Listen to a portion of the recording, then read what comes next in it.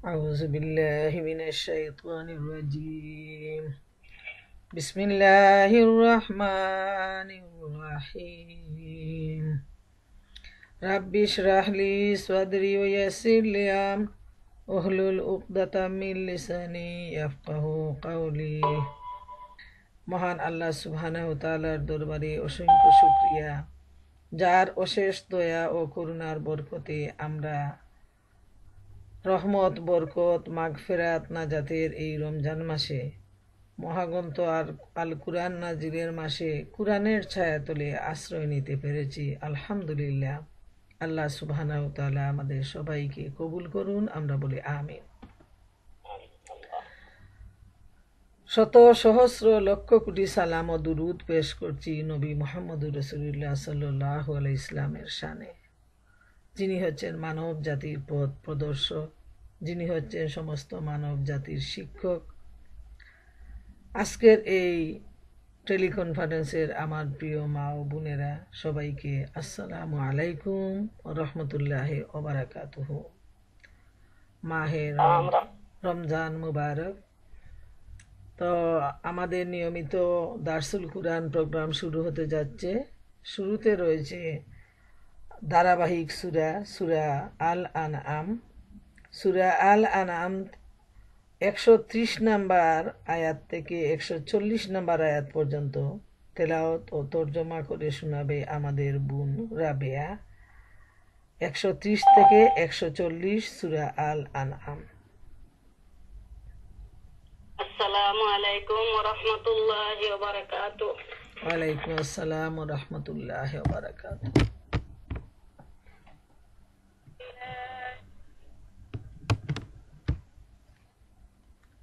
Sound আর না, বুঝলাম না তো। আউযু বিল্লাহি মিনাশ শাইতানির রাজীম। বিসমিল্লাহির রাহমানির রাহিম। ইয়া মা'শারাল জিন্নি ওয়াল ইনসি আলাম ইয়া'তিকুম রুসুলুম মিনকুম يقصون عليكم آياتي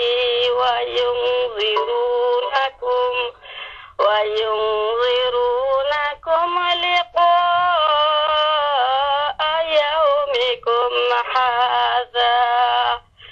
قالوا شهدنا على أنفسنا وغرتهم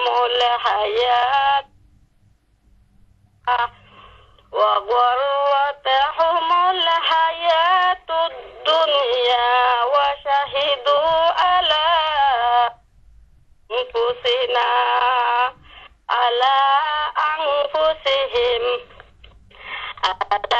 أنفسهم أنهم كانوا كافرين. ذلك أن لم يكن ربك مهلك القرى بظلم وأهلها غافلون. ولكل درجات مما عملوا وما ربك بغافل عما يعملون. وربك الغني ذو الرحمة إن يشأ يذهبكم ويستخلف من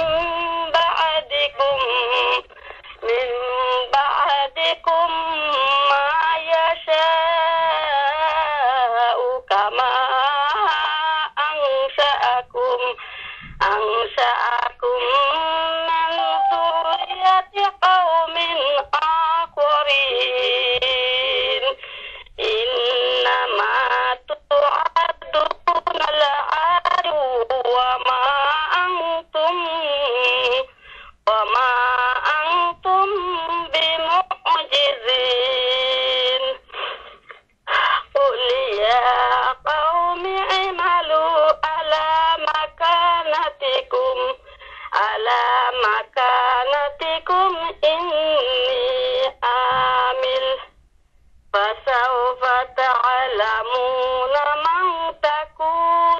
له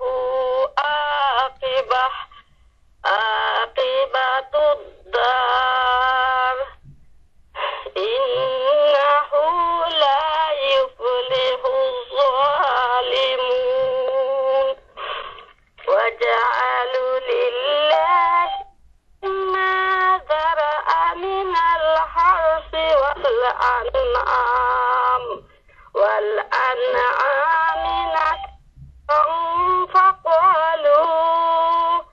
فقالوا هذا لله بزعمهم وهذا لشركائنا فما كان لشركائهم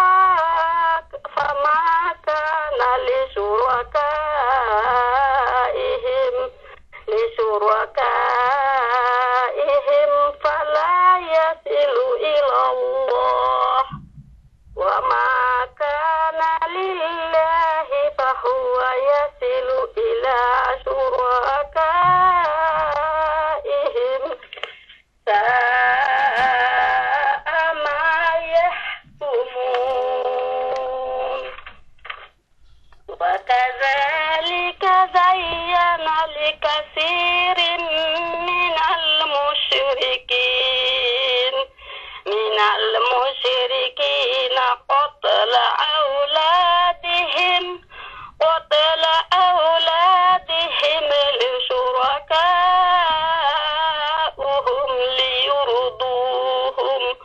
ليردوهم وليلبسوا عليهم دينهم ولو شاء الله ما فعلوه فذرهم وما يفترون وقالوا هذه أنعام وحرث هجر لا يطمعها إلا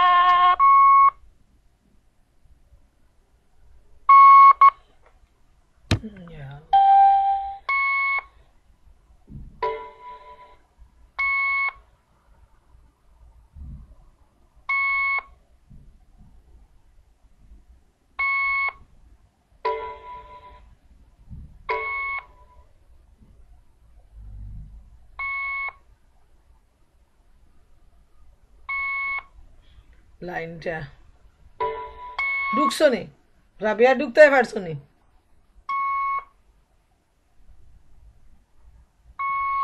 লাগে রোড হার ফোনে গিয়া আচ্ছা বোনেরা দেখেন তো আমার লাইনটা তো ঠিক আছে আমার মনে হয় রাবিয়ার লাইন কেটে গেছে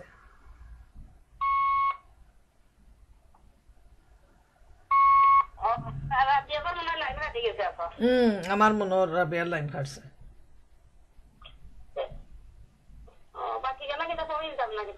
পড়িলাও সময় তো যাইব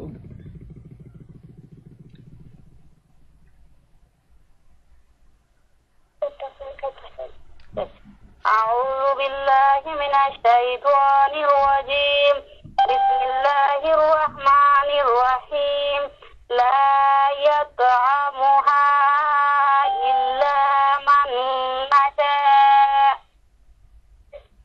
إلا من نشاء بزعمهم وأنعام حرمت ظهورها وأنعام لا يذكرون اسم الله عليها ابتغاء عليه سيجزيهم بما كانوا يفترون وقالوا ما في بطون هذه الأنعام خالصة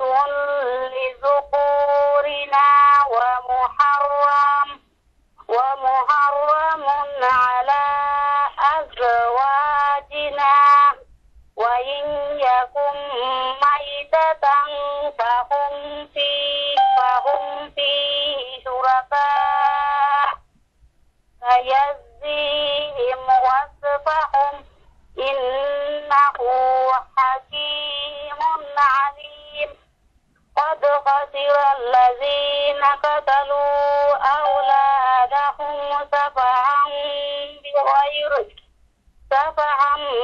بغير علم وحرموا ما رزقهم الله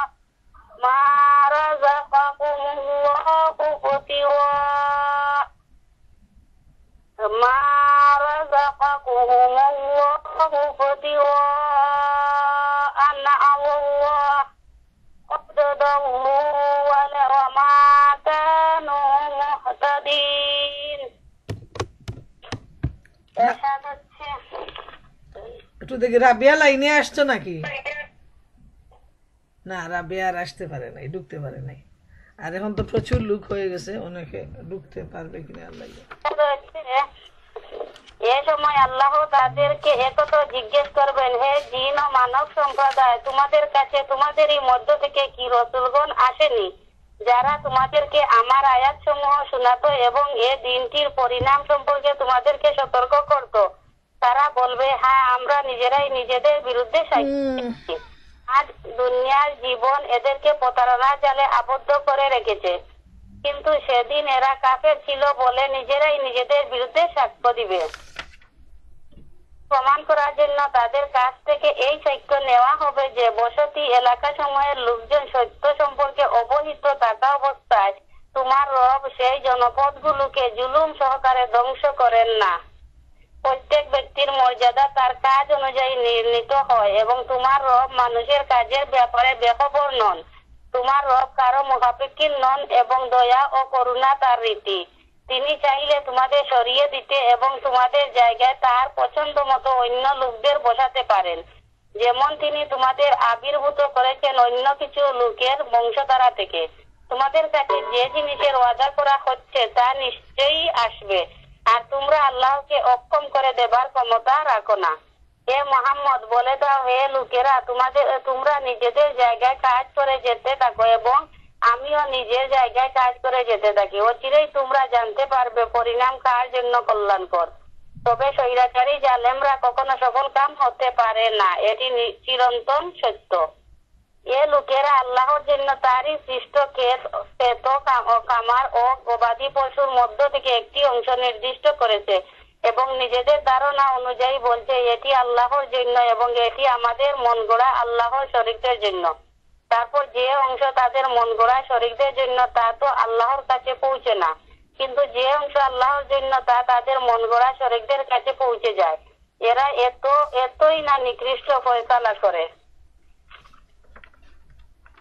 আর এভাবেই বহু মুশরিকদের জন্য তাদের শরীকরা নিজেদের সন্তান হত্যা করাকে সুশোভন করে দিয়েছে, যাতে তাদেরকে ধ্বংসের আবর্তে নিক্ষেপ করতে এবং তাদের দিনকে তাদের কাছে সংশয়িত করে তুলতে পারে। আল্লাহ চাইলে তারা এমনটি করতো না। কাজেই তাদেরকে বাদ দাও, তারা নিজেদের মিথ্যা রচনায় ডুবে থাকুক। তারা বলে, এ পশু এবং ক্ষেত খামা সুরক্ষিত, এগুলো একমাত্র তারাই খেতে পারে যাদেরকে আমরা খাওয়াতে চাই, অতএব এ বিধি নিষেধ তাদের মন গড়া।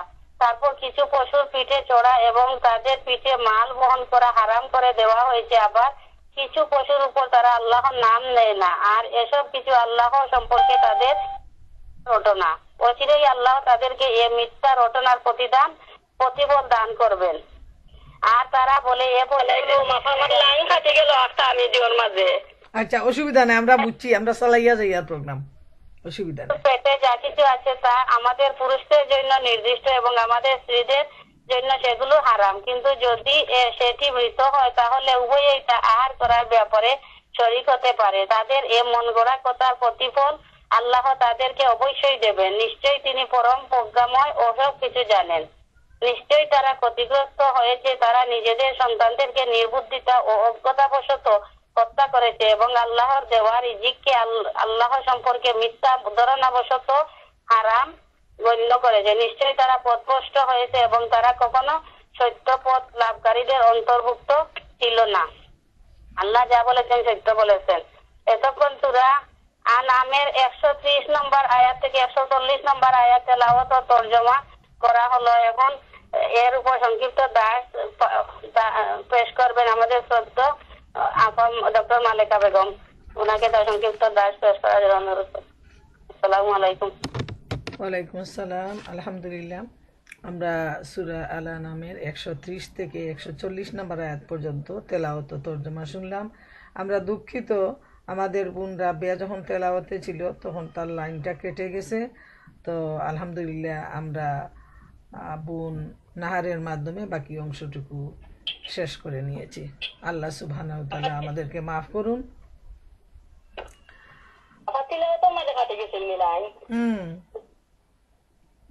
আমি তো পড়িয়া যাই, গান তেলাওয়াত করিয়া বাদে ও তো পড়িয়া এরপরে শুনছি আমি লাইন বুঝছি লাইন কাটিচ্ছে না তিলাওয়াত রোড দেখো, এখন তো প্রায় কোনো অসুবিধা নাই, আমরা শুরু করি। আচ্ছা, জাযাকাল্লাহু খাইরান নাহারকে। আমি দুঃখিত, আজকে দেখিলা তো লাইন কাটে না, মাঝে মাঝে আচ্ছা, 130 নম্বর আয়াতে আল্লাহ সুবহানাহু ওয়া তাআলা ইরশাদ করেন যে, হে জিন ও মানব সম্প্রদায়, তোমাদের কাছে তোমাদেরই মধ্য থেকে কি রসুলরা আসেনি যারা তোমাদেরকে আমার আয়াত শোনাতো এবং এ দিনটির পরিণাম সম্পর্কে তোমাদেরকে সতর্ক করত? তারা বলবে, হ্যাঁ, আমরা নিজেরাই নিজেদের বিরুদ্ধে সাক্ষ্য দিচ্ছি। আজ দুনিয়ার জীবন এদেরকে প্রতারণা জালে আবদ্ধ করে রেখেছে, কিন্তু সেদিন এরা কাফের ছিল বলে নিজেরাই নিজেদের বিরুদ্ধে সাক্ষ্য দিবে। মহান আল্লাহ সুবহানাহু ওয়া তাআলা বলছেন যে যখন বিচার ফয়সালা শুরু হবে সেই কঠিন দিনে, সেই হাসরের ময়দানে, তখন তিনি এই কাফের দানব আর মানবকে জিজ্ঞেস করবেন যে তাদের কাছে কি আল্লাহ রসুলরা আসেননি, তারা কি তাদের দায়িত্ব পালন করেননি?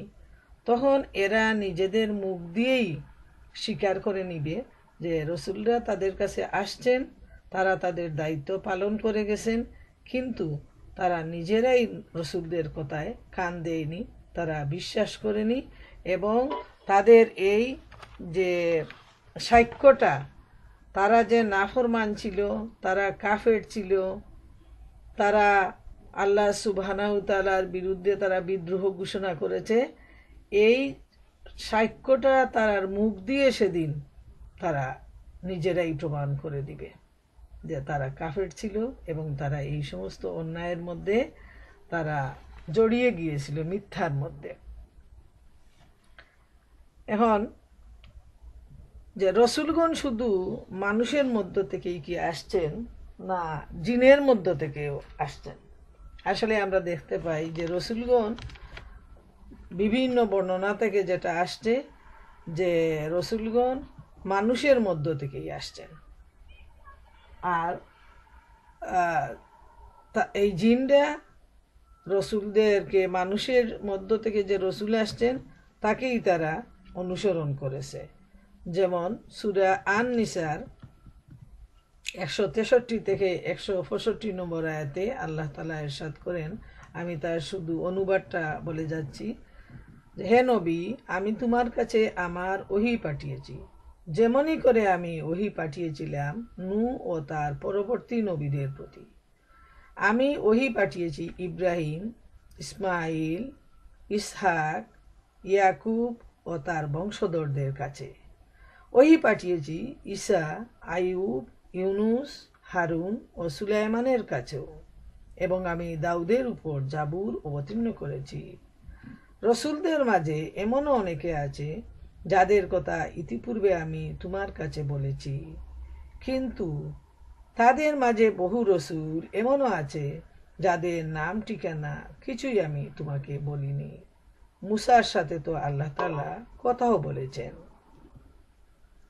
রসুলরা ছিল জান্নাতের সুসংবাদবাহী ও জাহান্নামের ভয় প্রদর্শনকারী, যাতে করে রসুলদের আগমনের পর আল্লাহ তাআলার উপর মানব জাতির কোনো অজুহাত খাড়া করার সুযোগ না থাকে।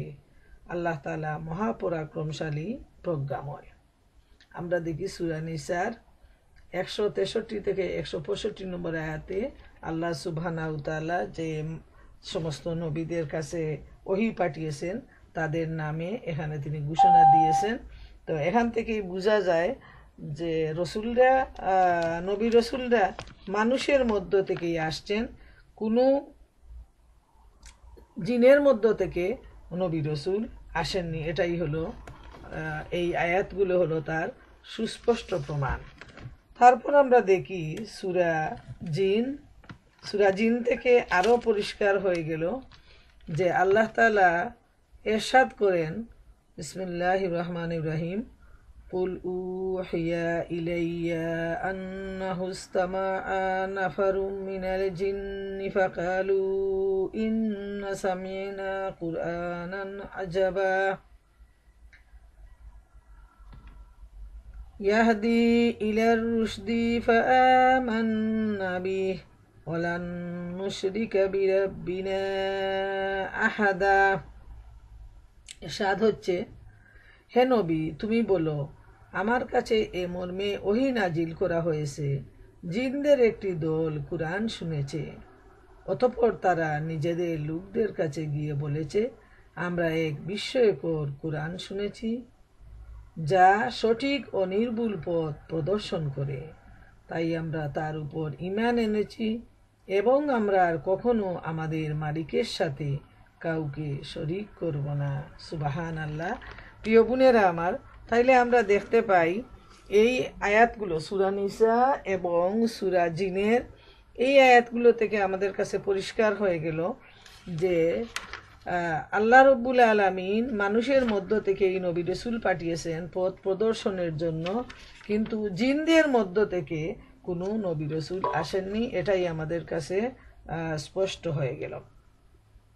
আর এই আয়াতের শেষের অংশে যেখানে বলা হয়েছে যে এই দুনিয়ার জীবনটা হলো এমন অবস্থা যে এই দুনিয়ার জীবন তাদেরকে দুঃখার মধ্যে ফেলে রেখেছে এবং তারা নিজেদের বিরুদ্ধে সাক্ষী দিয়ে সেদিন তারা নিজেরাই আল্লাহর আদালতে তারা গ্রেফতার হয়ে যাবে এবং তখন তাদের আর করার মতো কিছুই থাকবে না। 131 নম্বর আয়াতে আল্লাহ তাআলা ইরশাদ করেন যে একথা প্রমাণ করার জন্য তাদের কাছ থেকে এ সাক্ষ্য নেওয়া হবে যে তোমাদের রব জনপদগুলোকে জুলুম সহকারে ধ্বংস করতেন না, যখন সেখানকার অধিবাসীরা প্রকৃত সত্য অবগত নয়। এর মানে হলো যে আল্লাহ রব্বুল আলামিন কখনো কোনো মানুষকে ধ্বংস করবেন না যতক্ষণ পর্যন্ত সেখানে আল্লাহর পক্ষ থেকে কোনো নবী রাসূল সতর্কবাণী নিয়ে সেখানে না যাবে। এর মানে হলো এই দুনিয়ার কোনো মানুষ বলতে পারবে না যে আমাদের কাছে আল্লাহর দ্বীনের কোনো দাওয়াত আসেনি, বরং আল্লাহ রব্বুল আলামিন নবী রাসূলের মাধ্যমে সারা পৃথিবীতে দ্বীনের দাওয়াত পেশ করেছেন এবং আখেরি নবী মুহাম্মদুর রাসূলুল্লাহ সাল্লাল্লাহু আলাইহি ওয়াসাল্লামের মাধ্যমে কিয়ামত পর্যন্ত এই দাওয়াতের সিলসিলা চলতেই থাকবে। যেখানে মুমিন মুসলমান থাকবে সেখানেই এই দ্বীনের দাওয়াত অব্যাহত থাকবে। এজন্য যখন আল্লাহ তাআলা তাদেরকে ধ্বংস করে দিবেন, তাদেরকে কঠিন শাস্তির মধ্যে পাঠানো হবে, জাহান্নামের ধাউ ধাউ করা আগুনে যখন তারা জ্বলবে, তখন একথাটা কেউ বলতে পারবে না যে আমরা এ ব্যাপারে অজ্ঞ ছিলাম, আমাদের কোনো জ্ঞান ছিল না। একথা বলার কোনো সুযোগ থাকবে না, যেহেতু আল্লাহ সুবহানাহু ওয়া তাআলার দয়া, মহব্বত, ভালোবাসা তার বান্দাদের জন্য। তিনি তাদেরকে মহাগ্রন্থ আল কুরআন দিয়েছেন হেদায়েতের জন্য, যুগে যুগে নবী রাসূল পাঠিয়েছেন যাতে তারা জাহান্নামের ভয় দেখান এবং জান্নাতের সুসংবাদ প্রদান করেন। নবী রাসূলরা এই দাওয়াত দিয়ে গেছেন। অতএব যারা এই দাওয়াতের প্রতি অবজ্ঞা দেখিয়েছে তারা এই জাহান্নামের মধ্যে জ্বলে পুড়ে ছাই হবে, কিন্তু তারা আল্লাহর উপর কোনো দোষারোপ করতে পারবে না, যেহেতু তারা নিজেদের অহংকারের কারণেই তারা ঈমান গ্রহণ করেনি, আল্লাহ এবং রাসূলের উপর তারা বিশ্বাস স্থাপন করেনি। ইমাম আবু জাফর রহমতুল্লাহ আলাইহি বলেন যে এই যে জুলুমটা আল্লাহ তাআলা কোনো অবস্থায় তাদের উপর, তারা নিজেরাই তাদের এই জুলুমের মধ্যে পড়েছে নিজেদের অজ্ঞতার জন্য, নিজেদের অহংকারের জন্য। তো তিনি এই আয়াত প্রসঙ্গে বলছেন আল্লাহর এটা নীতি নয়, তিনি কোনো কওমকে তাদের শিরকের কারণে এমন অবস্থায় ধ্বংস করবেন যে অবস্থায় তাদের নিজেদের শিরকের কোনো সংবাদই থাকে না। অর্থাৎ তিনি কখনো শাস্তি প্রদানে তাড়াহুড়া করবেন না যে পর্যন্ত না তাদের কাছে রসুল পাঠিয়ে তাদেরকে তিনি সতর্ক করে দেন আর আখেরাতে শাস্তি সম্পর্কে ভয় প্রদর্শন করেন। তাইলে এটা আমাদের কাছে পরিষ্কার হয়ে গেল যে নবী রসুলরা পৃথিবীতে আসছেন জান্নাতের সুসংবাদ দেওয়ার জন্য আর জাহান্নামের ভয় প্রদর্শনের জন্য। আর আল্লাহ রাব্বুল আলামিনের এটা নিয়ম নয় যে তিনি নবী রসুল পাঠানো ছাড়া মানুষকে শাস্তি দিবেন। 132 নম্বর আয়াতে আল্লাহ তাআলা ইরশাদ করেন, আর প্রত্যেক লোকই নিজ নিজ আমলের কারণে মর্যাদা লাভ করবে। তারা কি আমল করত সে বিষয়ে তোমার প্রতিপালক উদাসীন নন। প্রত্যেক মানুষই নিজের আমলের ব্যাপারে তারা তাদের প্রতিফল লাভ করবে।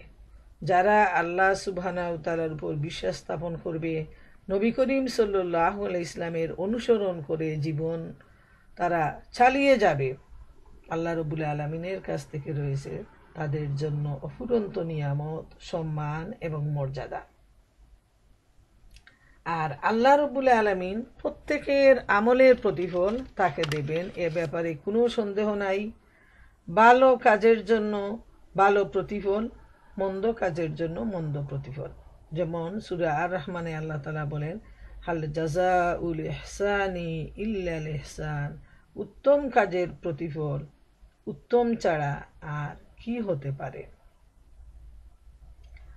অন্য আয়াতে আল্লাহ তাআলা বলেন, অলিকুল্লিন দারাজাতুম মিম্মা আমিলু, প্রত্যেক সৎ ও অসৎ আমলকারীর জন্য আমল হিসাবে তার প্রতিফল রয়েছে।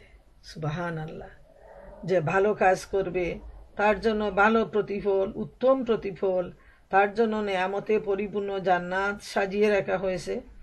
আর যে অসৎ কাজ করবে, মন্দ কাজ করবে, পাপের মধ্যে ডুবে থাকবে, তার জন্য আল্লাহ রাব্বুল আলামিন শাস্তির পর শাস্তি রেখেছেন সেই জাহান্নামের আগুনের মধ্যে। শুধু আগুন যে তাকে জ্বালিয়ে ছাই করে দেবে তা নয়, বরং এই আগুনের মধ্যেও কত ধরনের কঠিন শাস্তি, কত ধরনের সাপ, কত ধরনের হাতুড়ির পিটানো থাকবে, সেটা আমরা এই দুনিয়ায় সারাটা জীবন যদি আমরা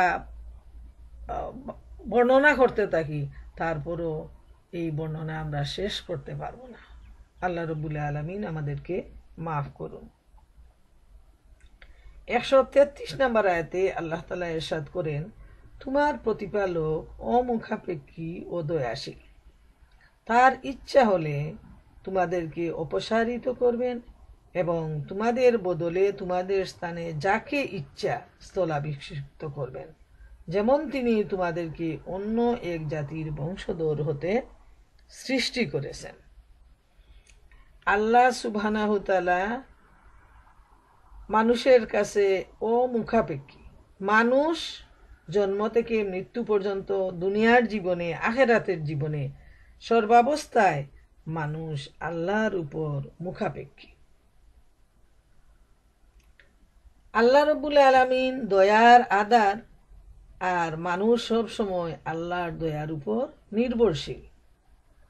তাই মানুষ যদি সবাই মিলে আল্লাহ তাআলাকে বিশ্বাস করে রাত দিন আল্লাহ রাব্বুল আলামিনের ইবাদত বন্দেগীর মধ্যে নিয়োজিত থাকে, তাতেও আল্লাহ সুবহানাহু ওয়া তাআলার খোদাইর মধ্যে কোনো পার্থক্য হবে না। আর যদি সমস্ত দুনিয়ার মানুষ মিলে অস্বীকার করে পাপের মধ্যে ডুবে থাকে, তাতেও আল্লাহর কিছু যায় আসে না, এটা হবে তাদের জন্য ক্ষতিকর। যে ভালো কাজ করবে সেটা হবে তার জন্য কল্যাণকর, আর যে মন্দ কাজ করবে এটা হবে তার জন্যই ক্ষতিকর। আর আল্লাহ তাআলা এখানে বলছেন যে আল্লাহ তাআলা চাইলে তোমরা যদি আল্লাহর ইবাদত না করো, তাহলে আল্লাহ তাআলা অন্য জাতি তৈরি করে দিবেন এবং তারা আল্লাহর ইবাদতে লিপ্ত থাকবে। এখানে আল্লাহ উদাহরণ দিচ্ছেন যে যেমন করে তোমরা অন্য বংশধর থেকে এই পৃথিবীতে তোমরা আসছো। যেমন আমরা দেখি নূহ আলাইহিস সালাম দীর্ঘ 950 বছর তার জাতির কাছে দাওয়াত দিয়েছেন। কিন্তু দুর্ভাগ্যবশত এত দীর্ঘ শতাব্দীর পর শতাব্দী যে নবী তাদের পিছনে কাজ করেছেন, সেই নাফরমান জাতি 70 থেকে 80 জনের মতো লোক ঈমান গ্রহণ করেছে। বাকি সবাই ছিল তারা কাফের, সবাই পাপে নিমজ্জিত ছিল। তারপর আল্লাহ সুবহানাহু ওয়া তাআলা তাদের সবাইকে এমন বন্যা দিলেন, এমন প্লাবন দিলেন যে গাছের উপর, পাহাড়ের উপর পর্যন্ত সেই প্লাবনের ঢেউ গেল এবং সমস্ত ঘর বাড়ি, গাছপালা, মানুষ সবাই সেই ঢেউয়ের মধ্যে নিশ্চিহ্ন হয়ে গেল। এত কঠিন আযাব দিয়ে আল্লাহ সুবহানাহু ওয়া তাআলা সেই জাতিটাকে ধ্বংস করে দিলেন, যারা ছিল নাফরমান, যারা ছিল পাপের মধ্যে লিপ্ত। আল্লাহ তাআলার কোনো কিছু আসে যায় না। তারপর সেই 70-80 জন থেকে পরবর্তী বংশধর এই পর্যন্ত আমরা যারা আসছি, তাদেরকে আল্লাহ সুবহানাহু ওয়া তাআলা তৈরি করলেন। অতএব আল্লাহর সৃষ্টি এবং ধ্বংস করতে সময়ের প্রয়োজন হয় না, শুধু কুন ফায়াকুন হোক, সাথে সাথেই হয়ে যায়। অতএব মানুষ নাফরমানি করলে সেটা তার নিজের জন্য ক্ষতিকর, আর যদি সে আল্লাহর উপর বিশ্বাস স্থাপন করে, নবীর উপর বিশ্বাস স্থাপন করে, কোরআন থেকে সে হেদায়েত গ্রহণ করে, সেটা হবে তার জন্য অত্যন্ত লাভজনক এবং অত্যন্ত মর্যাদাজনক। আর সেটা তার জন্য নিয়ে আসবে নিয়ামতে পরিপূর্ণ জান্নাতের সুসংবাদ। সূরা বাকারার 143 নম্বর আয়াতে আল্লাহ বলেন, ইন্নাল্লাহা বিন-নাসি লারাউফুর রাহিম, নিশ্চয়ই আল্লাহ লোকদের প্রতি অত্যন্ত করুণাময় ও দয়ালু। সুবহানাল্লাহ। আল্লাহ রব্বুল আলামিন হচ্ছেন মানুষের প্রতি সবসময় দয়ালু। মানুষ যত পাপে লিপ্ত হোক, তারপরও মহান আল্লাহ তাআলা সেই মানুষটাকে ডেকে বলেন, তওবা করো, আমি তোমার তওবা কবুল করব। সুবহানাল্লাহ। এত দয়া, এত মহব্বত মানুষের জন্য। আল্লাহ তাআলা চান না এই মানুষকে তিনি শাস্তি দেন, মানুষের কষ্ট হোক। তাই বারবার তিনি মহাগ্রন্থ আল কুরআনে এমনভাবে বুঝান, এমনভাবে মানুষকে এত সুন্দরভাবে দিন ইসলামকে বুঝানোর জন্য দাওয়াত পেশ করেন নবী রাসূলদের মাধ্যমে, যাতে মানুষ এই হেদায়েত গ্রহণ করে আলোর পথে আসতে পারে আর অন্ধকার থেকে সে ফিরে আসে। এরপরও যারা বেহেদাত, যাদের জীবনে রয়েছে দুঃখ, বেদনা, লাঞ্ছনা, কষ্ট, তারা অহংকারের বশবর্তী হয়ে তারা মুখ ফিরিয়ে নেয়। 134 এবং 135 নম্বর আয়াতে আল্লাহ তাআলা ইরশাদ করেন, তোমাদের নিকট যে বিষয় সম্পর্কে প্রতিশ্রুতি দেয়া হয়েছে তা অবশ্যম্ভাবী, তোমরা আল্লাহকে অক্ষম ও দুর্বল করতে পারবে না। হে মুহাম্মদ সাল্লাল্লাহু আলাইহি সাল্লাম, তুমি বলে দাও, হে আমার সম্প্রদায়, তোমরা নিজ নিজ অবস্থায় আমল করতে থাকো, আমিও আমল করছি। অতঃপর শীঘ্রই তোমরা জানতে পারবে যে কার পরিণাম কল্যাণকর। নিঃসন্দেহে অত্যাচারীরা কখনো মুক্তি ও সাফল্য লাভ করতে পারবে না। আল্লাহ রাব্বুল আলামিন এখানে বলছেন যে মানুষের প্রতি যে ওয়াদা দেয়া হয়েছে তা অবশ্যই আল্লাহ তাআলা কি ওয়াদা? আল্লাহ রাব্বুল আলামিন বলছেন যে তুমি তাদেরকে জানিয়ে দাও, কিয়ামত সম্পর্কে তাদেরকে যে ওয়াদা দেয়া হয়েছে তা অবশ্যই আসবে, কিয়ামত খুবই নিকটে। এবং প্রত্যেকের আল্লাহ রাব্বুল আলামিনে এত ক্ষমতাবান যে মানুষ মাটি হয়ে যাওয়ার পরও, তার হাড়গুড় পচে গলে নষ্ট হয়ে যাওয়ার পরও তিনি তাদেরকে পুনরায় যেভাবে ছিল সে অবস্থায় তিনি তাদেরকে জীবিত করে হাসরের ময়দানে উঠে নিয়ে আসবেন। তাফসিরে ইবনে আবি হাতিম রহমতুল্লাহ আলাইহি হযরত আবু সাঈদ খুদরি রাদিয়াল্লাহু তাআলা আনহু হতে বর্ণনা করেছেন, নবী সাল্লাল্লাহু আলাইহি সাল্লাম বলেছেন, হে আদম সন্তান, যদি তোমরা জ্ঞানবান হও তবে নিজেদেরকে মৃতদের মধ্যে গণনা করো, কেননা যার হাতে আমার প্রাণ রয়েছে তার শপথ, তোমাদেরকে যে বিষয় সম্পর্কে প্রতিশ্রুতি দেয়া হয়েছে তা অবশ্যম্ভাবী এবং তোমরা আল্লাহকে অক্ষম ও দুর্বল করতে পারবে না। প্রিয় বোনেরা আমার, লক্ষ্য করুন যে আল্লাহ রব্বুল আলামিন যে কিয়ামত দিবসের কথা ওয়াদা করেছেন সেই দিবস অবশ্যই আসবে। সেজন্য একটা নির্ধারিত দিন ক্ষণ সময় রয়েছে আল্লাহর কাছে। এবং যে মানুষরা এত অহংকারের বশবর্তী হয়ে যারা আল্লাহর এই হেদায়েত থেকে দূরে সরে রয়েছে, অন্ধকারে ডুবে রয়েছে, সবাইকে আল্লাহ রব্বুল আলামিন আবারও নতুন করে তৈরি করবেন এবং সবাই হাসরের ময়দানে গিয়ে দাঁড়াবে তার বিচারের জন্য। এদিন আসবেই, এ ব্যাপারে কোনো সন্দেহ নাই। আর নবী করিম সাল্লাল্লাহু আলাইহি ওয়াসাল্লামকে উদ্দেশ্য করে বলছেন যে তুমি তোমার জাতির লোকদেরকে বলে দাও যে তোমরা তোমাদের বিশ্বাস মতো আমল করো, আর আমিও আমার মতো করে আমল করে যাচ্ছি। তোমরা খুব তাড়াতাড়ি জানবে কার পরিণাম কল্যাণকর। এখন আল্লাহ তাআলা এখানে কিছুটা রাগের বশবর্তী হয়ে বলছেন যে দিনের পর দিন আল্লাহ রসুল তাদের সামনে দাওয়াত পৌঁছে দিচ্ছেন।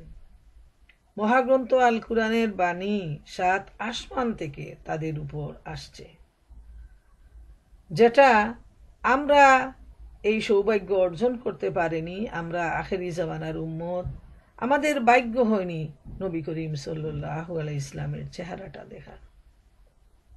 আমাদের ভাগ্য হয়নি ওহী কিভাবে নাজিল হয় সেটা দেখার। কিন্তু এই দুর্ভাগারা, তাদের সামনে আসমান থেকে ওহী আসছে, তাদের সামনে রসুল আসছেন, তাদেরকে তিনি এত সুন্দরভাবে, এত বিনীতভাবে, এত দয়া মহব্বতের সাথে বারবার তিনি বুঝিয়ে যাচ্ছেন, কিন্তু তারপরও তারা উল্টা দিকে চলে যাচ্ছে। তাই আল্লাহ তাআলা বলছেন যে এটা ভীতি প্রদর্শনের মতো এই আয়াতটা। যেমন বাচ্চারা যখন কথা না শুনে বারবার বলার পরও যখন কথা না শুনে, তখন তার মা বলেন ঠিক আছে, তোমার মতো তুমি কাজ করো, আমিও করি, দেখা যাবে কি হয়। এর মানে তোমাকে হাতের নাগালে যখন পাই তখন তোমাকে আমি মজা বুঝাবো। এই দমকের মানে হলো যে খুব যখন রাগ আসে, গরম হয়ে যায় একজন মা, তখন কিন্তু তার সন্তানকে এ ধরনের বাসা দিয়ে সে ধমক দেয় যে হাতের কাছে আসো, যদি নাগালে পাই মজা বুঝাবো। হ্যাঁ, আল্লাহ রাব্বুল আলামিন এখানে নবীকে বলে দিচ্ছেন যে তুমি তাদেরকে বলে দাও, ঠিক আছে, তোমরা তোমাদের বিশ্বাসের উপর কাজ করো, আমিও আমার বিশ্বাসের উপর কাজ করি, দেখি ফলাফল কি দাঁড়ায়। যেহেতু আল্লাহ রসুল সাল্লাল্লাহু আলাইহি ইসলাম তিনি তো সত্যের পথে আছেন, তিনি জানেন যে ভবিষ্যৎ কি হবে। তারা যে মিথ্যার উপর রয়েছে, তাদের যে ভবিষ্যৎ কত কঠিন, কত দুর্ভাগ্য তাদের, যে দুর্ভাগ্যের কথা বলে শেষ করা যাবে না, ভাষা দিয়ে বোঝানো সম্ভব হবে না, সেটা তার কাছে, নবীজির কাছে স্পষ্ট। তাই তিনি বলছেন যে তোমাদের যে কি অবস্থা হবে সেটা আল্লাহ তাআলাই ভালো জানেন। তো আমি যেহেতু সত্যকে বুঝতে পেরেছি, আমি আমার মতো করে কাজ করে যাই, তোমরাও তোমাদের মতো কাজ করে যাও।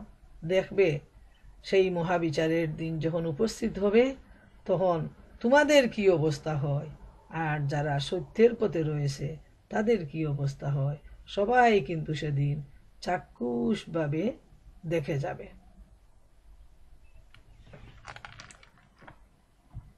এরপর 136 নম্বর আয়াতে আল্লাহ সুবহানাহু ওয়া তাআলা ইরশাদ করেন,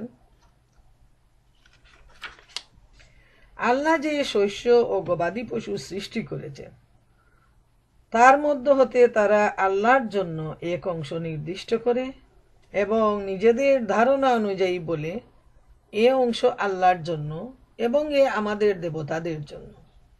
যা তাদের দেবতাদের অংশ তা আল্লাহর কাছে পৌঁছায় না, এবং যা আল্লাহর অংশ তা তাদের দেবতাদের কাছে পৌঁছায়। তারা যা মীমাংসা করে তা কতই না নিকৃষ্ট। প্রিয় বোনেরা আমার, লক্ষ্য করুন, এখানে বিষয়টি খুব গভীরভাবে উপলব্ধি করার চেষ্টা করুন। এই নাফরমানরা, যারা আল্লাহকে অবিশ্বাস করে, আল্লাহর সাথে শরীক স্থাপন করে, যারা দেবদেবীর পূজা নিয়েই যারা সন্তুষ্ট, তাদের বিকৃত মানসিকতাটা একটু লক্ষ্য করুন, একটু চিন্তা ভাবনা করুন, তাহলে দেখবেন যে এটা কত দূর হাস্যকর। তাদের এই বিকৃত মানসিকতা, তারা তাদের প্রপার্টি, তারা তাদের ফল ফলাদি যেটা বাগানে হয় তার একটা অংশ আল্লাহর জন্য সাব্যস্ত করে, আর একটা অংশ তারা শয়তানের জন্য সাব্যস্ত করে, তাদের দেবদেবীদের জন্য। যেভাবে হয়তো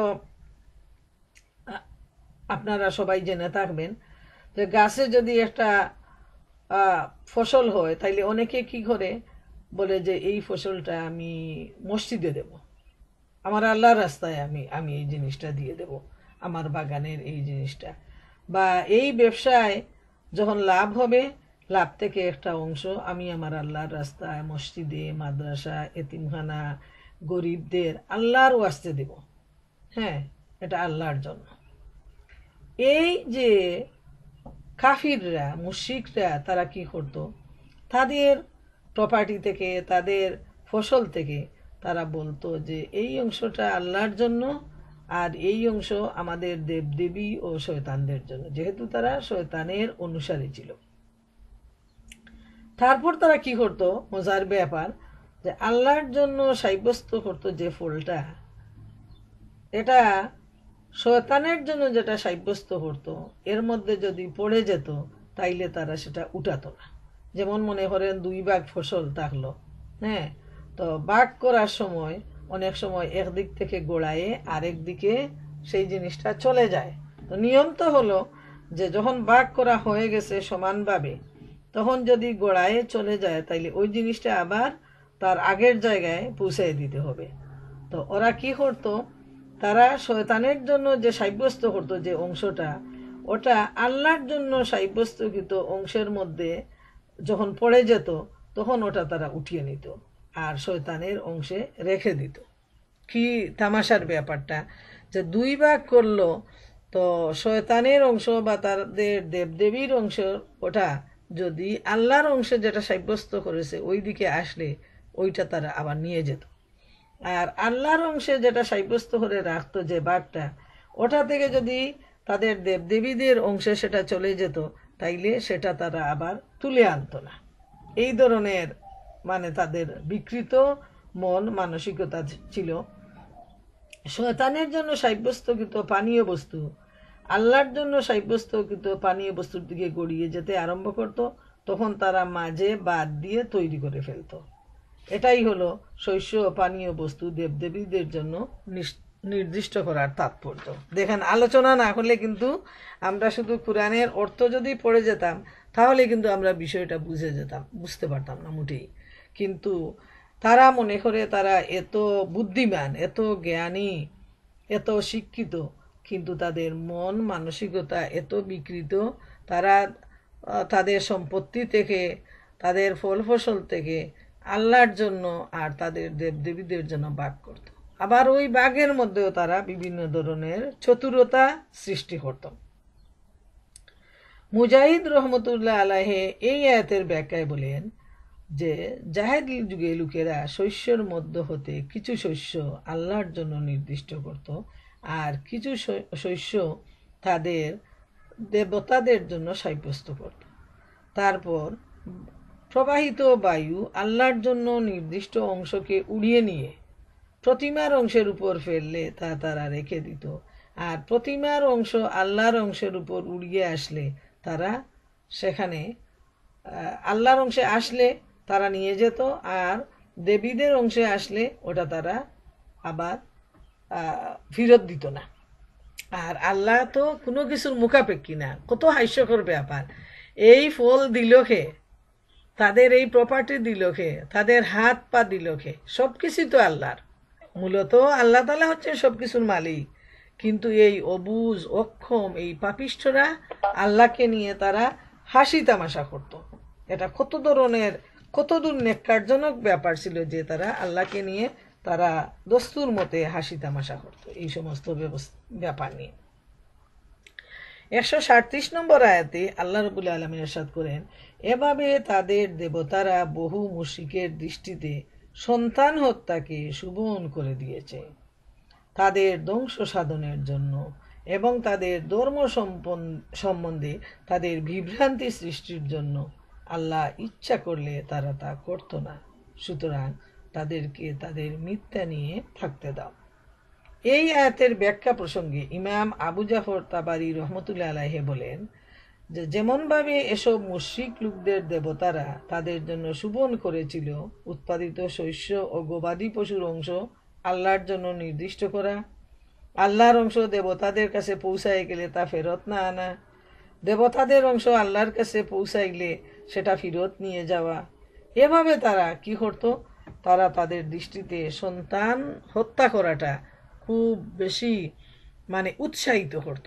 এই শয়তানরা তাদের মনের মধ্যে এমনভাবে একটা উৎসাহ নিয়ে আসতো যে তোমাদের যদি সন্তান হয় এগুলা তোমাদের খাবারে বাঘ বসাবে, তোমাদের জন্য একটা বিশৃঙ্খলার কারণ হবে। এইভাবে নানা ধরনের প্রতারণা দিয়ে তাদের কাছে সন্তান হত্যাকে একটা স্বাভাবিক একটা ব্যাপার নিয়ে আসতো এবং বিশেষ করে সেই জাহেলি সমাজে মেয়ের সন্তানকে হত্যা করার একটা হিড়িক ছিল। কিন্তু বোনেরা আমার, আমরা দেখি বর্তমান সময়ে মানুষের মধ্যে, ওরা তো ওই জাহেলি সমাজে শুধু মেয়ে হত্যা করত, কিন্তু বর্তমান জাহেলি অবস্থায় মানুষ ছেলে মেয়ে উভয়কেই তো হত্যা করে। এমনকি অমুসলিম কেন, মুসলমানদের মধ্যে আমরা দেখি অনেক অবিবাহিত মেয়েদের যখন প্রেগনেন্ট হয় তখন তারা ওটাকে হত্যা করে লোকলজ্জার জন্য বা তাদের ফ্রিডমের জন্য। আবার যারা ম্যারিড তারাও কিন্তু একটা দুইটা সন্তান হওয়ার পর যদি আর হয়ে যায় তখন তারা এই জীবন্ত সন্তানটাকে তারা হত্যা করে ফেলে যে আমরা কিভাবে লালন পালন করব। তারপর নিজেদের যে আনন্দ উল্লাস, নিজেদের স্বাধীনতা, ওইগুলাতে সন্তান বাধা হয়ে দাঁড়াবে, তাদের বিশৃঙ্খলা সৃষ্টি করবে। আরও বেশি স্বাধীন থাকার জন্য যত কম সন্তান হবে ততই ভালো। এই ধরনের মানসিকতা নিয়ে বর্তমান সময়ে মানুষ ছেলে মেয়ে উভয়কেই হত্যা করে ফেলে। এটা কিন্তু শয়তানের একটা প্ররোচনা। যখন পেটে সন্তান জন্ম নিয়ে নেবে তখন তার তো প্রাণ চলে আসে। এই অবস্থায় একটা সন্তানকে হত্যা করা এটা হত্যারই শামিল। আর এটা হলো শয়তানের প্ররোচনা। শয়তান ধোঁকা দিয়ে তার মনের মধ্যে এমন একটা উৎসাহ সৃষ্টি করে যে তখন তাকে এটা দেখায় দেয় যে তুমি যদি সন্তানটাকে হত্যা করো তাইলে সেটা তোমার জন্য হবে অনেক আরাম, অনেক সুবিধা, অনেক লাভজনক। তখন এই চিন্তা নিয়েই একজন মানুষ তার সন্তানকে হত্যা করে ফেলে। এমনকি সন্তান ডেলিভারি হওয়ার পরও ডাস্টবিনে ফেলে দেয়, রাস্তাঘাটে ফেলে দেয়, পলিথিনে জড়ায় তাকে দূরে নিক্ষেপ করে দেয়। নাউজুবিল্লাহ, নাউজুবিল্লাহ। এটা আল্লাহর দেয়া একটা মানব সন্তান, যেমন আপনি আমি। এই মানুষটাও তো একদিন বড় হয়ে আপনার আমার মতো হবে। কিভাবে একজন মানুষ এমন জাহেলি কর্মকাণ্ড ঘটাতে পারে? এমনকি এই দেশেও দেখা যায় যে একজন মহিলা, তার স্বামী মারা গেছে, বিধবা মানুষ, তার 4 মাস 10 দিন ইদ্যত পালন করবে। কিন্তু মানুষ কতটুকু অজ্ঞ যে সে তার স্বামীর দেয়া এই সন্তানকে স্বামীর মৃত্যুর পর সে নষ্ট করে দিছে। সে তার কাজ কর্ম নিয়ে সে ব্যস্ত, কিসের কথা ইদ্যত, সে আরো মার্ডারে জড়িত হয়ে গেল। নাউজুবিল্লাহ, আল্লাহ তাআলা মাফ করুন। এটা তো মানুষ হত্যা, পেটের সন্তান হত্যা আর দুনিয়ায় আসার পর হত্যা সমান হত্যা। তো আল্লাহ তাআলা আমাদেরকে বুঝার তৌফিক দিন। এবং এগুলো হলো শয়তানের কাজ। এই শয়তানের কাজ থেকে আল্লাহ সুবহানাহু ওয়া তাআলা মুমিনদেরকে রক্ষা করুন। আল্লাহ তাআলা এখানে সেই পাপীদের অবস্থা তুলে ধরেছেন, কিন্তু আমরা দেখি যে আমাদের মধ্যেও এমন অনেকে রয়েছে যে যারা এই কাজগুলাকে খুব সহজ এবং স্বাভাবিকভাবেই তারা বাস্তবায়ন করে এবং অন্যকেও তারা উৎসাহিত করে। এমনকি বাংলাদেশে মুসলমান ডাক্তাররা পর্যন্ত পয়সার জন্য তারা অনেকেই অ্যাবর্শনের কাজটাকে বেছে নেয়, যেহেতু এটা গোপন কাজ এবং এই কাজে টাকা পয়সা অনেক বেশি দেয়া হয়, তাই তারা এই কাজগুলো তারা অনায়াসে তারা করে নেয়। মুজাহিদ রহমতুল্লাহ আলাইহি এই আয়াতের ব্যাখ্যায় বলেন, দারিদ্র্যের ভয় দেখিয়ে নিজ সন্তানদেরকে জীবিত অবস্থায় কবরস্থ করার জন্য শয়তানরা তাদেরকে হুকুম করে।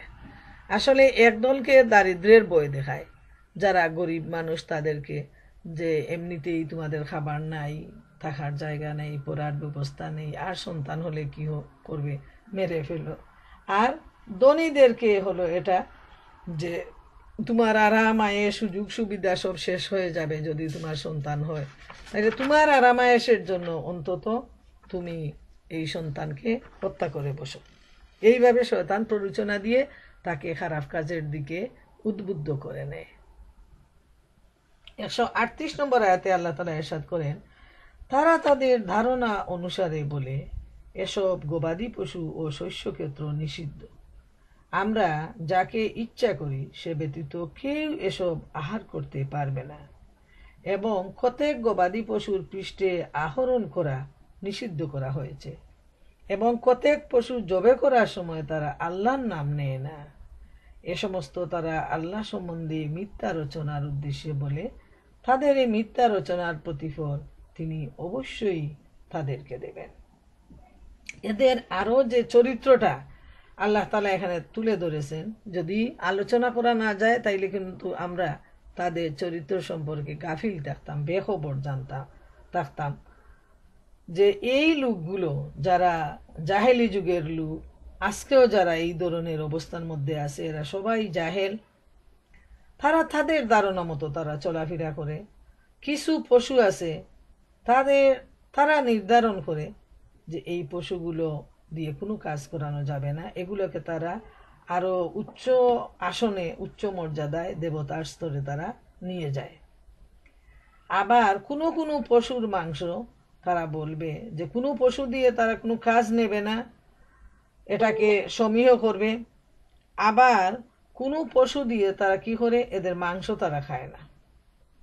আবার কোনো কোনো পশু জবে করার সময় তারা আল্লাহর নাম নেয় না।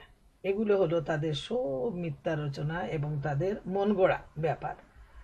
ইমাম আবু জাফর তাবারি রহমতুল্লাহ আলাইহি এই আয়াত সম্পর্কে বলেন যে আল্লাহ পাক ওই সমস্ত মূর্খ মুশরিক লোকদের সম্বন্ধে এ মর্মে সংবাদ দিয়েছেন, তারা আল্লাহর পক্ষ হতে অনুমতি ব্যতীত নিজেদের পক্ষ হতে কোনো কোনো বস্তুকে হারাম ঘোষণা করেছে, আবার কোনো কোনো বস্তুকে হালাল ঘোষণা করেছে।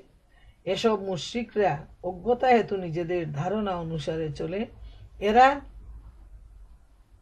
নিজেদের ইচ্ছা মতো তাদের শস্য, গবাদি পশু আল্লাহ ও দেবতাদের জন্য তারা নির্দিষ্ট করে নেয়। নাউযুবিল্লাহ। এগুলো তারা কি করে, তাদের পছন্দ মতো তারা নির্দিষ্ট করে, এটা আল্লাহর জন্য, এটা দেবীর জন্য, এটা দিয়ে এই পশু দিয়ে কাজ করানো যাবে না, এই পশুর মাংস খাওয়া যাবে না। এইভাবে তারা কোনো কিছুকে হারাম সাব্যস্ত করে নিজেদের জন্য, কোনো কিছুকে তারা হালাল সাব্যস্ত করে নিজেদের জন্য। মুজাহিদ রহমতুল্লাহ আলাইহি বলেন যে এগুলো হলো সাইবা এবং বাহিরা, যা তারা নিজেরা সাব্যস্ত করেছে। তারা এইগুলোর নাম দিয়েছে, তারা তাদের যেগুলোকে তারা দেবতা হিসাবে তারা মেনে নেয়, সাইবা, বাহিরা, এই নাম দিয়ে তারা এই পশুগুলোকে ছেড়ে দেয় যে এগুলোর গোশত খাওয়াটা তাদের জন্য হারাম। ইবনে জায়েদ তিনি এর ব্যাখ্যায় বলেন যে তৎকালে কাফের ও মুশরিক লোকেরা বলতো, এগুলোর ব্যাপারে যাকে ইচ্ছা, যার প্রতি ইচ্ছা আমরা নিষেধাজ্ঞা আরোপ করব। তাদের ধারণা মতে তারা বলতো, আমরা যাকে ইচ্ছা করব সে ব্যতীত অন্য কেউ তা আহার করতে পারবে না। তারা বলতো, আমরা মহিলাদের ব্যাপারে নিষেধাজ্ঞা আরোপ করব, কিন্তু পুরুষ লোকদের ব্যাপারে কোনো রূপ নিষেধাজ্ঞা আরোপ করব না। চিন্তা করে দেখেন, আজকে তাদের মহিলারা কত স্বাধীন, কিন্তু এই স্বাধীনতার মূল সূত্র থেকে এলো ইসলাম থেকে। নবী করিম সাল্লাল্লাহু আলাইহি ইসলামের মাধ্যমেই মহিলাদেরকে আল্লাহ রব্বুল আলামিন পুরুষের সমান অধিকার দিয়েছেন, যেহেতু পুরুষ যেমন মানুষ, মহিলারাও তেমনি মানুষ। অথচ এর পূর্ববর্তী জমানায় মহিলাদের অবস্থা এত কঠিন ছিল, ইহুদি বলেন, খ্রিস্টান বলেন, মুশরিক বলেন, সব জাতিতে মহিলাদেরকে একটা পশুর মতো তারা মনে করত। এমনকি খাওয়া দাওয়া, চলাফেরা, সব ব্যাপারে মহিলাদেরকে তারা অন্যরকম চোখে দেখত। যেমন কিছু কিছু মাংস আছে তারা মহিলাদেরকে তারা দিত না, এই জন্য তারা বলছে যে আমরা ইচ্ছা করলে যাকে ইচ্ছা তাকে দেব, মহিলাদের ব্যাপারে আমরা নিষেধাজ্ঞা আরোপ করব, কিন্তু পুরুষদের ব্যাপারে আমরা কোনো নিষেধাজ্ঞা আরোপ করব না। যেমন পরবর্তী আয়াতে আমরা দেখি 139-এ তারা আরো বলে, এসব গবাদি পশুর গর্ভে যা আছে তা আমাদের পুরুষদের জন্য নির্দিষ্ট এবং আমাদের স্ত্রীদের জন্য অবৈধ, আর যদি তা মৃত হয় তবে নারী পুরুষ সকলে এতে অংশীদার। তাদের এরূপ বলার প্রতিফল তিনি তাদেরকে দিবেন, তিনি প্রজ্ঞাময় সর্বজ্ঞ। নাউজুবিল্লাহ। এই সমস্ত যে নাফরমানদের অবস্থা কত কঠিন, যে তাদের বিচারটা দেখেন, আল্লাহর বিচার সব মানুষের জন্য সমান, কিন্তু যেহেতু তারা নিজেদের হাতে নিজেদের ধর্ম তৈরি করে নিয়েছে, তাই মানুষের গড়া ধর্মের মধ্যে, আইনের মধ্যে কোনো শান্তি নেই, কোনো নিরপেক্ষতা নেই, কোনো ঐক্য নেই। এই আয়াতের মধ্যে আমরা দেখি যে তারা কি করত, কিছু পশু ছিল যেগুলো তারা শুধু পুরুষরাই খেত, মহিলাদেরকে খেতে দিত না। এটা ছিল তাদের আরেকটা ধূর্ততা, যে মহিলাদেরকে এইগুলো দেয়া যাবে না, এগুলো শুধু পুরুষদের খাবার। এই জন্য তারা ভালো জিনিসগুলো তারা পুরুষরাই খেত, মহিলাদেরকে দিত না। আবার মৃত জন্তু যেটা, ওইটা তারা বলতো ওইটাতে মহিলারাও খেতে পারবে, পুরুষরাও খেতে পারবে। আবার কাতাদা রহমতুল্লাহ আলাইহি এর ব্যাখ্যায় বলেন, এ হচ্ছে বাহিরা, এর দুধ যা তারা মহিলাদের বাদ দিয়ে পুরুষদের জন্য নির্দিষ্ট করেছিল, আর তা যদি মৃত হয় তবে নারী পুরুষ সকলে এতে অংশীদার হতো। যেমন এই যে বাহিরা যেটাকে তারা নির্ধারণ করত, এর দুধ শুধু তারা পুরুষরাই খেত, মহিলাদেরকে দিত না। আর অনেক সময় যে পশুর বাচ্চা যেটা, ওইটা যদি মৃত বাচ্চা হয় প্রসব করে, তাইলে ওটা বলতো যে নারী পুরুষ সবাই খেতে পারবে, সবার জন্য ওইটা হালাল। মানে ভালো জিনিসটা তারা, অনেকগুলো ভালো জিনিস তারা মহিলাদের জন্য হারাম ঘোষণা করত এবং তারা পুরুষরা তা খেত। ইবনে আব্বাস তিনি বলেছেন এর ব্যাখ্যায়, এর মানে হচ্ছে দুধ যা তারা মহিলাদের জন্য নিষিদ্ধ করে রেখেছিল, এ দুধ শুধু পুরুষ লোকেরাই পান করত। দেখেন মহিলাদের কতটুকু ইজ্জত ছিল তাদের সমাজে, যে দুধটা পর্যন্ত তারা মহিলাদেরকে পান করতে দিত না, শুধু পুরুষরাই খেত। এত ঘৃণা, এত অপমান, এত ছোট করে তারা মহিলাদেরকে দেখত। আর ইসলাম মহিলাদেরকে সমান অধিকার দিয়েছে, এখন তারা ইসলাম থেকে ওটা দাঁড় করে নিয়ে এখন তারা একদম স্বাধীনতার সীমা লঙ্ঘন করতে থেকেছে। অনুরূপভাবে তারা কি করত, বকরি নর বাচ্চা প্রসব করলে তা তারা জবে করত, এর গোশতটাও তারা মহিলাদের জন্য নিষিদ্ধ করত এবং পুরুষরা খেত। আর যদি মৃত বাচ্চা হতো তাহলে তারা সবাই অংশীদার হতো। নাউজুবিল্লাহ, কত অবিচার, সবগুলাই তো অবিচার।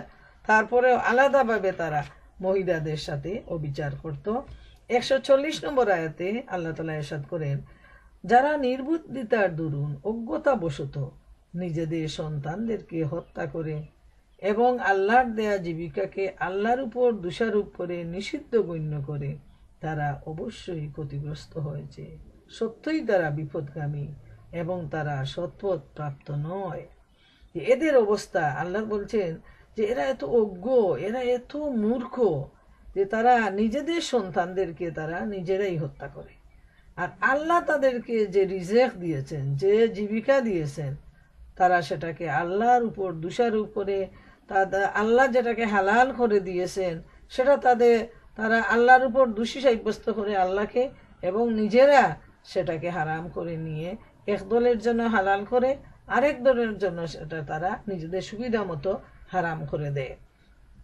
আর এই লোকেরা হবে ক্ষতিগ্রস্ত, এবং আল্লাহ রাব্বুল আলামিনের ভাষায় যে এরা হচ্ছে ক্ষতিগ্রস্ত, এরা হচ্ছে অসৎ পথের প্রতীক, এরা বিপদগামী এবং দুনিয়া আর আখেরাতে তারার জন্য কোনো কল্যাণ নাই। তারা আল্লাহর উপর মিথ্যা অপবাদ দেয়, তারা আল্লাহর সাথে দেবদেবীকে শরীক ঘোষণা করে। এইভাবে তারা ধন সম্পদকে, আল্লাহর দেয়া ধন সম্পদকে তারা আল্লাহর ব্যাপারে, তারা বন্টনের ব্যাপারে তারা কুটিলতা প্রদর্শন করে। এইভাবে তারা নিজেদের জীবনকে নিজেদের হাতে তারা তৈরি করে নেয়, নিজেদের ধর্মকে, এবং নিজেদের ইচ্ছা মতো তারা অন্ধকারের মধ্যে চলতে থাকে। প্রিয় বোনেরা আমার, এই 10টা আয়াতের মধ্যে সূরা আনআমের আমরা যে শিক্ষাটা নিব, যে এই কাফের এবং মুশরিকরা তারা জেনে শুনে আল্লাহকে বাদ দিয়ে তারা শয়তানকে পূজা করে, দেবদেবীকে পূজা করে, আল্লাহর সাথে তারা শরীক স্থাপন করে। আল্লাহ রব্বুল আলামিন এদেরকে কঠিন শাস্তি দেওয়ার ওয়াদা করেছেন। এবং এইভাবে নামে মুসলমান যারা ইসলামের ছায়াতলে আসার পরও যারা তাদের পদাঙ্ক অনুসরণ করবে, সেই সমস্ত মানুষরাও তাদের অনুসারী হবে, এ ব্যাপারে কোনো সন্দেহ নেই। প্রিয় বোনেরা আমার, এই পবিত্র রমজান শরীফে আমরা মহান আল্লাহ সুবহানাহু তাআলার কাছে এই দোয়া চাই, আল্লাহ তাআলা যেন আমাদেরকে শিরক মুক্ত ঈমান গ্রহণের তৌফিক দিন। শিরক থেকে আমাদেরকে যুজন যুজন দূরে রাখুন। আমরা শিরক কি তা যেন বুঝতে পারি এবং শিরক থেকে যেন আমরা দূরে থাকি। পীর, ফকির, আউলিয়া, দরবেশ, মাজার পূজা এগুলো হলো পরিষ্কার শিরক। যেভাবে এই কাফেররা দেবদেবীর নামে তারা তাদের ফসল মানে, সম্পদ মানে, ঠিক মুসলমানদের মধ্যে অবুঝ একদল রয়েছেন যারা তাদের পীরের জন্য, ফকিরের জন্য, মাজারের জন্য তারা মানত মানে, এবং সেখানে নিয়ে তারা গরু, ছাগল, মুরগি, তাদের বাগানের ফসল এগুলো তারা দান করে। নাউযুবিল্লাহ, এগুলো হলো পরিষ্কার শিরক। আমরা আল্লাহর নামে দান করব, সাদাকা করব, জাকাত দেব, সব কিছু করবো আমরা আল্লাহর নামে। আমরা গরিব মানুষের হাতে পৌঁছাবো। আমাদের গরিব আত্মীয় স্বজন, পাড়া প্রতিবেশী, বন্ধু বান্ধব, মসজিদ, মাদ্রাসা, এতিমখানা, আল্লাহর ওয়াস্তে আল্লাহ যেভাবে বলেছেন সেভাবেই আমরা দান করব।